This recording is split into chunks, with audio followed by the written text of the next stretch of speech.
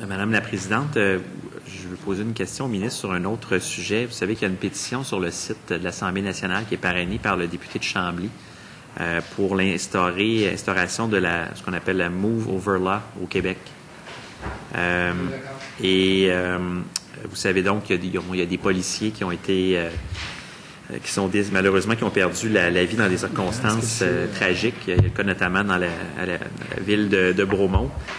Moi, j'aimerais savoir de la part du ministre, est-ce que vous êtes ouvert à faire adopter un projet de loi ou à procéder à des modifications réglementaires pour faire en sorte d'encadrer plus sévèrement avec des mesures la sécurité de ces travailleurs-là pour éviter qu'il y ait d'autres accidents tragiques qui se produisent?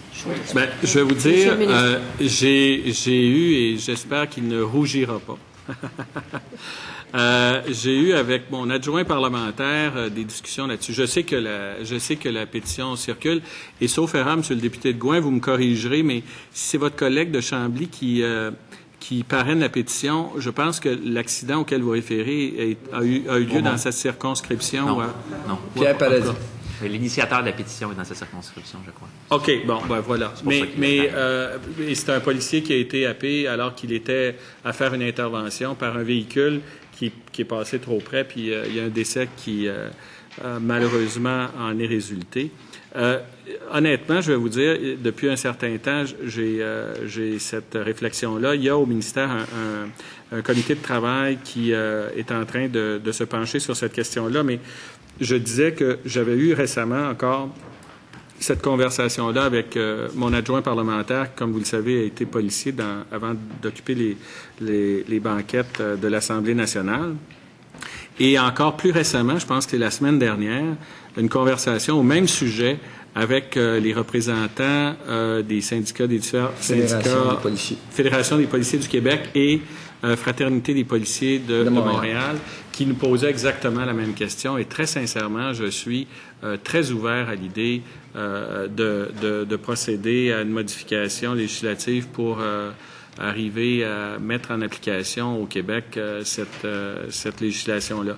Évidemment, le comité de travail, je ne sais pas quand doit-il nous remettre Très prochainement. Bon, on me dit qu'on doit nous remettre très prochainement les conclusions. Je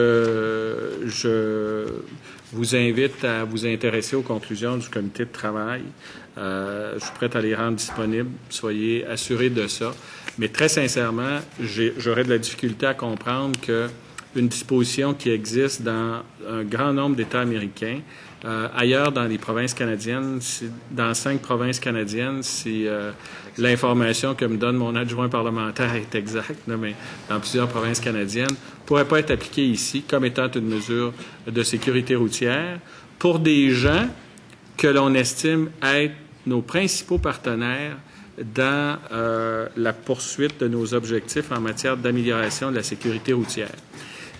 Les signaleurs routiers, les contrôleurs routiers, les travailleurs de chantier routier, les policiers sont tous des gens qui sont là pour aider à protéger ceux et celles qui s'aventurent sur le réseau routier.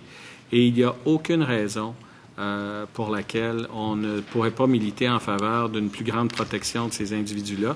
Et le type de législation auquel vous référez va tout à fait dans ce sens-là. Je pense que je ne pourrais pas manifester une plus grande ouverture d'esprit que celle que je viens de vous résumer.